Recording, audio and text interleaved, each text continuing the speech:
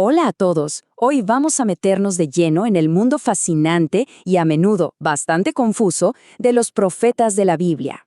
Estamos hablando de personajes que dijeron algunas de las palabras más potentes y retadoras de toda la historia. Pero a ver, ¿quiénes eran en realidad estas figuras? A ver, pensemos un segundo. Cuando escuchamos la palabra profeta, ¿qué se nos viene a la mente? Seguramente alguien que adivine el futuro, ¿no? Como una especie de vidente. Pero ¿saben qué? Esa idea se queda muy corta. La verdad es que su papel era mucho más profundo y urgente. Eran, para que nos entendamos, la conciencia de Israel, llamados por Dios para hablar en su nombre en momentos de crisis nacional muy profundas. Y aquí está la clave de todo, el punto central.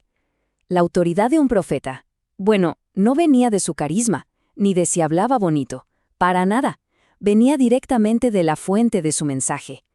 Esa frase que leemos tanto, vino a mí palabra de Jehová, no es un cliché, es el fundamento de todo. O sea, no eran filósofos creando ideas nuevas, eran heraldos, mensajeros. Su única misión, proclamar un mensaje que no era suyo.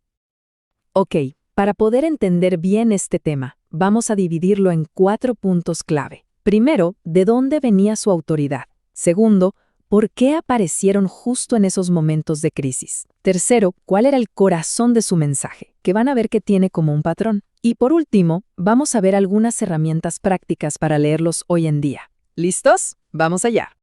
Muy bien, primer punto. Ser profeta no era algo que se estudiara en una universidad o se heredara de familia. No. Su autoridad nacía de algo mucho más intenso, de un encuentro cara a cara, absolutamente abrumador y transformador, con Dios mismo.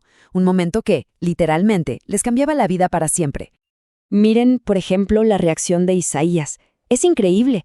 Cuando ve la santidad de Dios, no siente una alegría celestial. Siente pánico, un terror profundo. Lo primero que piensa es, estoy perdido, soy impuro. Se da cuenta de su propia condición y la de su gente. Y este reconocimiento, esta sensación de no ser digno, es el primer paso. Solo después de que Dios interviene y lo purifica, es que Él puede decir con todo lo que implica, aquí estoy, envíame a mí. Y esta idea se vuelve todavía más fuerte con Jeremías. Aquí el mensaje es clarísimo, la soberanía de Dios es total. Su llamado no fue una idea de último momento, fue planeado desde antes de que naciera. Y lo mejor es que cuando Jeremías se queja, pero si soy muy joven, no sé hablar, la respuesta de Dios es genial. No le dice, no eres débil, sino más bien tu debilidad no importa, porque yo voy a estar contigo.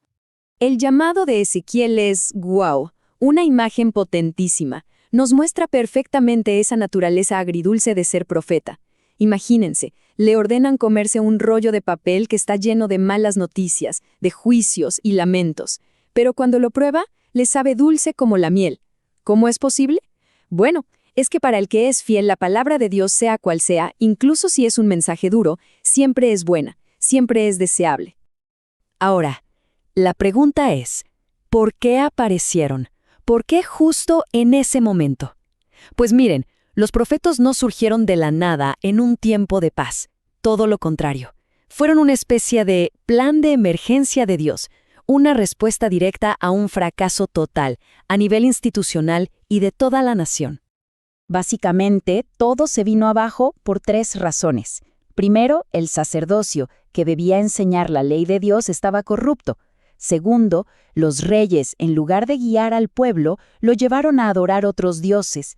Y tercero, como consecuencia, la nación entera se desvió. Había una decadencia moral tremenda. Entonces, en medio de ese vacío de liderazgo, Dios levanta una voz nueva, una voz de afuera, directa y sin filtros, la voz del profeta. Y esto es importantísimo que lo entendamos. Los profetas no estaban inventando una religión nueva. Eran, digamos, los abogados del pacto. Su trabajo era recordarle al pueblo el contrato que habían firmado con Dios en el monte Sinaí.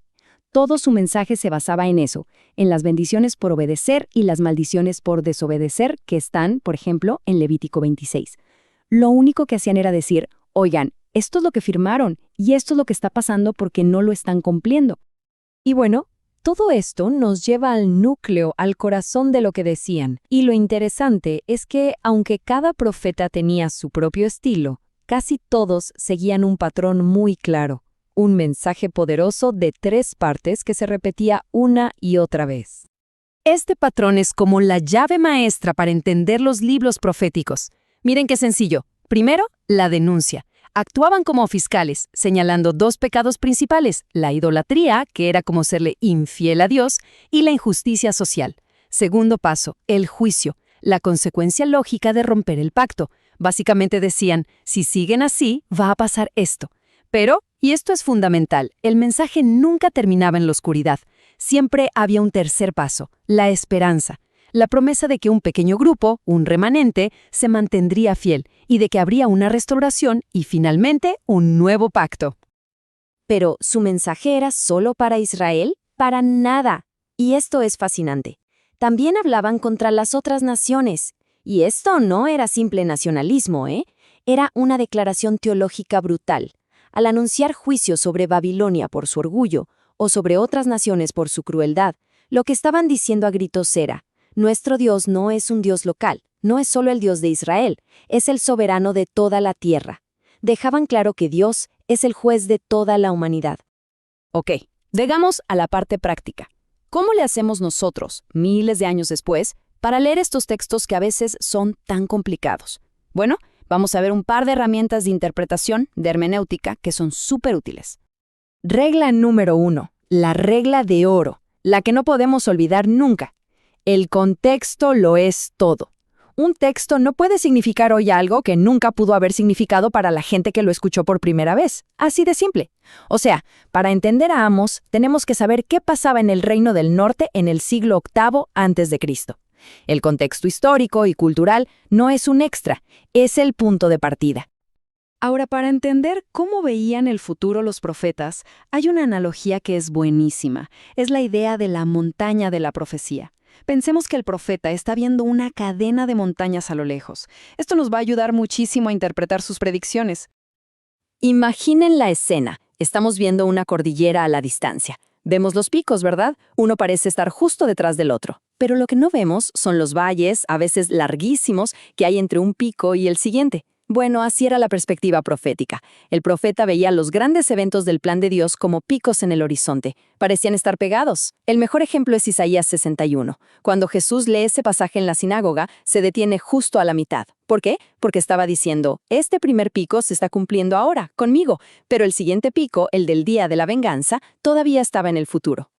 Entonces, para interpretar bien, no se trata de elegir entre estudiar mucho o solo orar. No es una cosa o la otra. Es una combinación indispensable. Necesitamos las 2 cosas. Por un lado, el rigor, el estudio serio, entender la historia, el lenguaje. Y por el otro, la humildad espiritual, la dependencia del Espíritu Santo para que nos abra el entendimiento. Y estas 2 cosas no pelean entre sí. Al contrario, trabajan juntas en lo que se conoce como una espiral hermenéutica. Funciona así. Oramos pidiendo sabiduría, luego estudiamos con todo lo que tenemos y ese estudio nos lleva a orar de nuevo, pero ahora con más conocimiento. Es un ciclo que va hacia arriba. Y tiene todo el sentido, porque el mismo espíritu que inspiró el texto hace miles de años es el que nos ilumina para entenderlo hoy. Y con todo esto, terminamos con una pregunta que da para pensar bastante. Si hoy, en nuestro mundo, apareciera un profeta, ¿qué diría? Si aplicamos ese mismo patrón de 3 pasos, denuncia, juicio y esperanza, a nuestras sociedades, a nuestra cultura, ¿qué idolatrías y qué injusticias señalaría? ¿Sobre qué peligros nos advertiría? Y, quizá lo más importante, ¿dónde nos mostraría que todavía existe esa luz de esperanza?